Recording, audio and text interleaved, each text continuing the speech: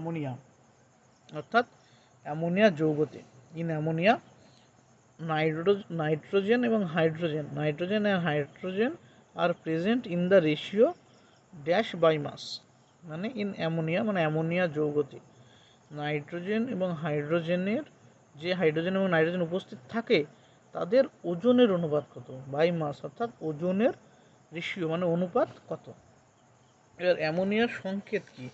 অ্যামোনিয়ার সংকেত হচ্ছে NH3, অর্থাৎ অ্যামোনিয়ার যে অণু গঠন হয় তাতে একটি নাইট্রোজেন পরমাণু এবং 3টে হাইড্রোজেন পরমাণু দিয়ে গঠিত।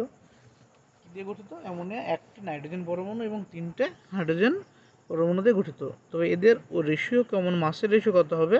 তবে একটা নাইট্রোজেনের ভর কত জানি আমরা, 14, একটার জন্য 1:2। একটা হাইড্রোজেনের ভর কত, 1, 3টের জন্য 3, সমান কত হলো 14:3।